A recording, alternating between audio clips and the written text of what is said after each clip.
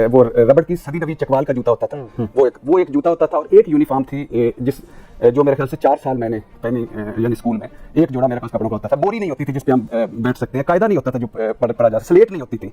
और हमेशा एक रहता था, क्योंकि जब आपकी माँ नहीं होती, बाप दूसरी शादी कर लेता है, तो फिर अजीब सा होता है कि खाना शाम का, दोपहर का खाना, यानी एक अजीब सी कैफियत होती थी, अजीब सी। और ये यानी शायद यही वजह है कि मेरा अल्लाह से बड़ा स्ट्रॉन्ग कनेक्शन उस वजह से बन गया कि मैं हर वक्त फिर अल्लाह से कहता था कि आपके पास मेरी माँ है, तो आज मुझे ये दुख है, आज मुझे ये दुख है, आज मुझे ये दुख है।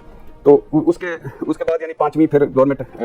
जो आपकी सुतली वालदा थे, जुल्म करती थी, ज्यादती करती थी, खाना नहीं देती थी, कपड़े नहीं देती थी, या उनके अपने बच्चे भी थे, उनके क्या हालात? हाँ नहीं, वो ठीक थे, वो अल्लाह उनको खुश रखे। आज भी मैं उनकी बड़ी कदर करता हूँ, उनके आज हमेशा हेल्प करता हूँ, उनको भाई बहन समझता हूँ। लेकिन उस वक्त मैं उनको शायद लगता था कि मैं था भी इजाफी बोझ। तो एक यूनिफॉर्म थी, मुझे याद है कि एक मरतबा गर्मियों के दिन थे, मेरी वो यूनिफॉर्म फट गई, इधर से भी फटी हुई थी, नीचे से फटी हुई थी। तो मैंने गर्म चादर, एक जो रजाई के ऊपर वाला नहीं होता लिहाफ का, वो लपेट के तो मैं कई दिन स्कूल आया। तो मुझे लोग बच्चे हमारे जो